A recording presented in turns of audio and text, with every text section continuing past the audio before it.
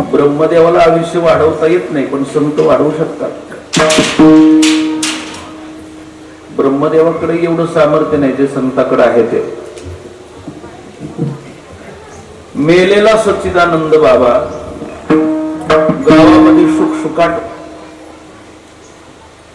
जो ब्राह्मण गेला होता त्याच्या घरी सगळी लोक जाऊन बसलेली होती. ज्ञानोबा निवृत्तीनाथ महाराज, मुक्ताबाई, सोपान काका यांचं आगमन नेवाशामध्ये झालं.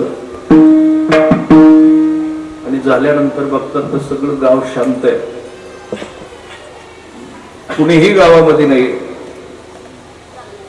माहिती मिळाली, म्हणजे गावातला जो श्रीमंत माणूस होता, धार्मिक होता, चांगला होता, तो सच्चिदानंद नावाचा गेला. ज्ञानोबा म्हणतात कसा गेला, त्याच्याकडून अजून काम राहिले शिल्लक करायचं. त्याच्या भेटीसाठी तो इथं आलो. त्याला ज्ञानेश्वरी लिहायची आणखी, अगोदरच कसा मेला. आता हे आपल्याला म्हणता येते का, तो घराची वास्तू शांती राहिली कसा मेला आधीच. आपल्याकडे ते सामर्थ्य नाही. तरी बोललो तरी एखाद्या मेलेला वाचवायची ताकदही आपल्यात नाही. ज्ञानोबा म्हणतात त्यांचं कर्म आणखी अपूर्ण राहिले.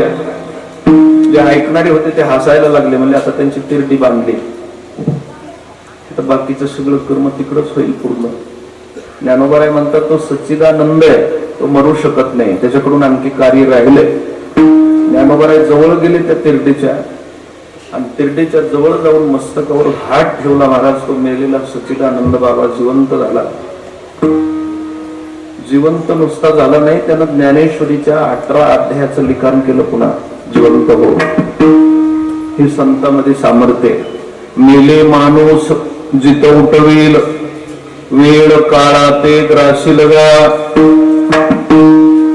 ब्रह्मदेव आयुष्य देऊ शकत नाही,